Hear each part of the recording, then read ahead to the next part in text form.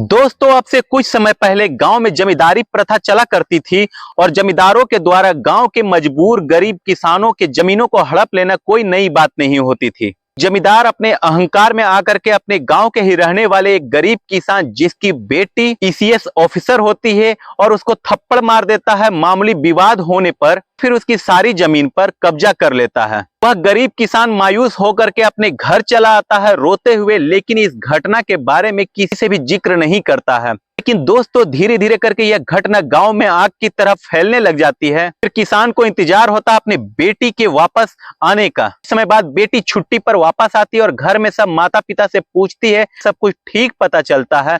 लेकिन दूसरे दिन गांव के ही रहने वाली अपने सहेली के पास जब जाती है वो मिलने के लिए, उसे इस घटना के बारे में सच्चाई पता चलती है। तब वो गुस्सा होकर के अपने घर वापस आती है और अपने पिता से इस घटना के बारे में पूछती है, तो पिता भी बताते हैं। तब वह गुस्सा होकर के आग बबूला होकर के जमींदार के घर पहुंच जाती है अपने पिता के साथ। जमींदार से पहले पूछताछ करने की कोशिश करती है, लेकिन जो जमींदार होता है पैसे और जमीन के अहंकार में इतना ज्यादा अंधा हो जाता है कि उस पीसीएस ऑफिसर से भी बदतमीजी करने लगता है और फिर उसके पिता को गाली देकर के बाहर भगा देता है। इस बार एसडीएम साहिबा तुरंत पुलिस को फोन करके बुलाती है और उसके ऊपर एक प्रशासनिक ऑफिसर से बदतमीजी करने और एक गरीब किसान की जमीन को हड़प लेने और एक बुजुर्ग पिता के साथ मारपीट करने के जुर्म में और केस दर्ज करा लेती है। तो इसके बाद फिर केस चलने लगता है, सुनवाई होती है। बाद में जो होता है वो जमींदार के पास जो जमीनें होती है धीरे धीरे करके कम होती चली जाती है और एक दिन उसकी सारी हेकड़ी जो होती है मिट्टी में मिल जाती है और फिर वो गिड़गिड़ा करके उस एसडीएम से और उसके पिता से माफी मांगने लग जाता है।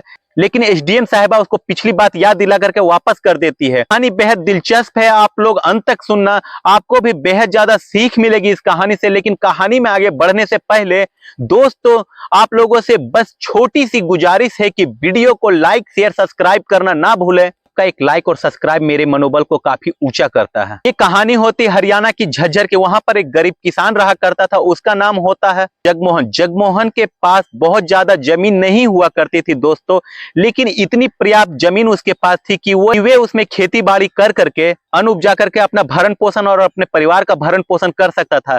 जगमोहन के पास 2 बेटियां होती है। बड़ी बेटी की शादी कर दिया होता है और फिर वो अपने ससुराल चली जाती है। बड़ी बेटी को ज्यादा पढ़ा लिखा नहीं पाता है, गरीबी अभाव होने के कारण ससुराल जाने पर उसे बेहद ज्यादा ताना और मेहना भी मिला करता था। फिर ससुराली जनों के द्वारा प्रताड़ित भी किया जाता था। इस बात से जो किसान की छोटी बेटी होती है वह बेहद ज्यादा दुखी हो जाती है और फिर अपने बहन के प्रताड़ना से और फिर वह प्रण करती है कि मैं पढ़ाई लिखाई करूंगी, मैं आगे चलकर अपने पिता का नाम भी रोशन करूंगी, मैं खूब पढ़ाई लिखाई करूंगी और अफसर भी बनूंगी। और वह अपने पिता से इच्छा जाहिर करती है कि लेकिन जो किसान की बहुत स्थिति जो होती है वो अच्छी नहीं होती है, फिर भी वह बेटी को पढ़ाने के लिए तैयार हो जाता है, क्योंकि जो बड़ी बेटी के प्रताड़ना से उसे भी सीख मिल चुकी होती है।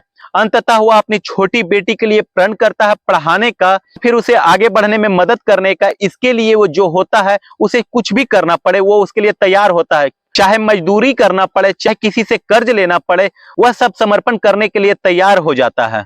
इंटर तक पढ़ाई बेटी जो होती है छोटी वह गांव में ही करती है। उसका नाम अनीसा होता है। इसके बाद उसे बाहर भेज देते हैं पढ़ने के लिए। दिल्ली में रह करके वह पढ़ाई करने लगती है। फिर इधर जो किसान होता है वह गांव में मेहनत मजदूरी और खेती बाड़ी कर करके पैसा इकट्ठा करके उस बेटी को पढ़ने के लिए भेज दिया करता था।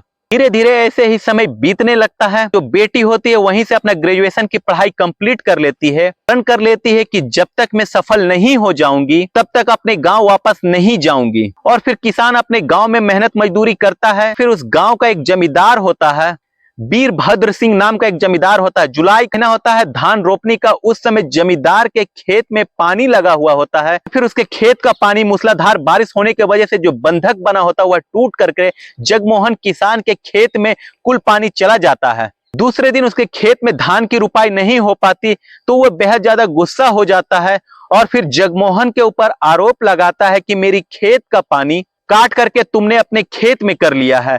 लेकिन दोस्तों, जगमोहन बताता है कि ऐसी कोई बात नहीं है, पानी अपने आप से कटा है। लेकिन जो जमींदार होता है उसकी बातों को नहीं सुनता है, बल्कि अपनी ही बात पर उससे जिद करने लगता है। जो किसान की जमीन होती है जगमोहन की, उस पर उसको धान रोपने से मना कर देता है, बल्कि अपने मजदूरों के द्वारा उसके खेत पर धान की रुपाई करवा लेता है। किसान गिड़गिड़ाता है, दुहाई देता है, लेकिन उसकी बात का उस पर कोई असर नहीं होता है। बाद में फिर वह मायूस होकर के अपने घर चला आता है। किसान को जमीन पर कब्जा कर लेने से आघात लगता है, लेकिन वह किसी से कुछ बता नहीं पाता है। वह इंतजार करता है अपनी बेटी के सफल हो जाने का। वह दूसरे के खेतों में मेहनत मजदूरी करके अपना और अपने परिवार का भरण पोषण किया करता था। और इसके बाद दोस्तों यह घटना पूरे गांव में आग की तरह फैल जाती है। लोग जगमोहन से पूछने लगते हैं कि तारा और जमींदार का कोई झगड़ा वाद विवाद हुआ है क्या, लेकिन जगमोहन ने मना कर दिया, किसी से कुछ बताना नहीं चाहता था। वह नहीं चाहता था कि इस झगड़े की आंच जो है खबर बेटी तक पहुंच जाए और उसके पढ़ाई लिखाई पर कोई व्यवधान पड़े, उसे कोई कष्ट हो। इसलिए वह चुपचाप मेहनत मजदूरी कर करके घर में रहने लगता है। धीरे धीरे कर करके दोस्तों समय बीतता है और एक दिन वह समय भी आता है जब उसकी बेटी की मेहनत रंग लाती है और वह पीसीएस अफसर बन जाती है। रैंक अच्छा होता है, टॉप 10 में वह जगह बना लेती है लड़की और फिर उसे एसडीएम का पद भी मिल जाता है आखिरकार। माता पिता से दूर रह करके और पढ़ाई करते हुए अनीसा को करीब 5 से 6 साल का वक्त हो जाता है।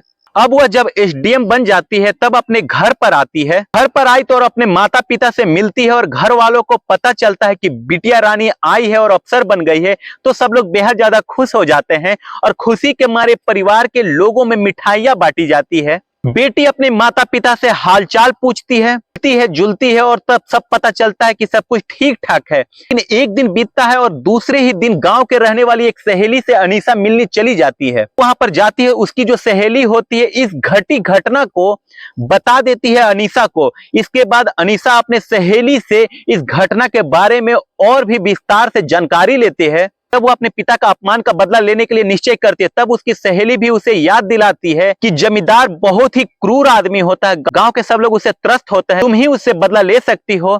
बाकी तो उसके खिलाफ कोई बोलने की भी और आवाज उठाने की हिम्मत नहीं कर पाता। सब लोग उसकी जी हुजूरी करते हैं।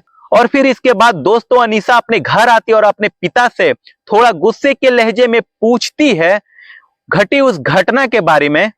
तो पिता अपनी बिटिया रानी से सब कुछ बता देते हैं। के बाद वह जमींदार के ऊपर आग बबूला हो जाती है। दोस्तों अपने पिता को लेकर के वह पहुंच जाती है जमींदार के कोठी पर। जमींदार से उस घटना के बारे में, जमीन हड़पने के बारे में, पिता को अपमानित करने के बारे में वह पूछताछ करना चाहती है। लेकिन जो जमींदार होता है अपनी जमीन पैसे के हनक में और अहंकार में प्रशासनिक अफसर से भी बदतमीजी करने लगते हैं। तो उसके पिता होते हैं दोबारा उन्हें गाली देकर के घर से बाहर निकाल देते हैं और जमीन पर जो कब्जा होता है उसे छोड़ने के लिए साफ मना कर देते हैं। तब जो एसडीएम साहिबा होती है उस जमींदार के ऊपर एक प्रशासनिक अफसर से बदतमीजी करने, एक बुजुर्ग के साथ ही जमीन हड़पने और एक पिता के साथ मारपीट करने का केस दर्ज करवा देती है। पुलिस आखिरकार आती है और जमींदार को तुरंत गिरफ्तार करके ले जाती है और उसके ऊपर मुकदमा चलता है, सुनवाई होती है। आखिरकार कुछ समय बाद फैसला जो होता है जमींदार के विपरीत चली जाती है। जो भी उसने अनैतिक तरीके से गांव के मजदूरों और गरीब किसानों की जो जमीनें को हड़प कर करके वह अपना संपत्ति बनाता है, वह धीरे धीरे कर करके उन्हीं गरीब किसानों के बीच में जो गांव के होते हैं बांट दी जाती है। अब जो जमींदार काफी जमीनों का मालिक होता है, जब उस जमीन को बांट दी जाती है किसानों के बीच, तब जाकर के उसके जो मूल जमीन होती है वही उसके पास शेष बचती है, जिससे कि उसकी आर्थिक स्थिति भी कमजोर होने लगती है। जो हनक था, अहंकार होता है, वह भी धीरे धीरे करके डाउन होने लगता है। और इसके बाद वह जेल से छूट करके वापस आता है और एक दिन आता है एसडीएम साहिबा के पास और फिर उनसे माफी मांगने लगता है। लेकिन जो एसडीएम साहिबा होती है पिछली बात याद दिला करके उसे भगा देती है। इसके बाद एसडीएम साहिबा के पिता के चरणों में जाकर के वो जमींदार गिर जाता है, लेकिन जो पिता भी होते हैं पिछली बात याद दिला करके उसे वहां से भगा देते हैं। तब वह बेहद ज्यादा अपमानित महसूस करता है। कल तक जिसकी तूती बोला करती थी, आज वह एक साधारण आदमी की तरह हो गया है और धीरे धीरे करके इसी तरीके से उसकी आर्थिक स्थिति कमजोर हो जाने की वजह से वह घर पर ही रहने लगता है और फिर धीरे धीरे तनाव में वो रहने लगता है। और आगे चल करके एक दिन ऐसा भी समय आता है, एक दिन वह चिंता करते करते एक दिन वह इस दुनिया से चला जाता। उसके चले जाने पर जो उससे त्रस्त लोग होते हैं गांव के, वे बेहद ज्यादा प्रसन्न हो जाते हैं और सब लोग दोस्तों खुशियां मनाने लगते हैं। सबकी जो अनैतिक तरीके से हड़पी हुई जमीन होती है वह भी उसे वापस मिल जाती है और फिर इस तरीके से गांव के लोग खुशहाल रहने लग जाते हैं। और जो एसडीएम साहिबा अनीसा होती है, उनके जो पिता है जगमोहन होते हैं, उनको गांव के लोग बेहद ज्यादा सम्मान और बधाई देते हैं और दुआएं देने लगते हैं और फिर उनकी ही वजह से गांव के लोगों में खुशहाली फिर से वापस लौट आती है। दोस्तों, इस पूरी घटनाक्रम को सुनाने का उद्देश्य किसी को हताश, परेशान, निराश करना नहीं, बल्कि आपको जागरूक, सतर्क, सजग करना है। दोस्तों, अगर ये आपको कहानी अच्छी लगी हो तो आप हमारे चैनल को यूं ही लाइक, शेयर, सब्सक्राइब करना ना भूलें। मिलते हैं अगले किसी नई वीडियो में, तब तक के लिए जय हिंद, जय भारत।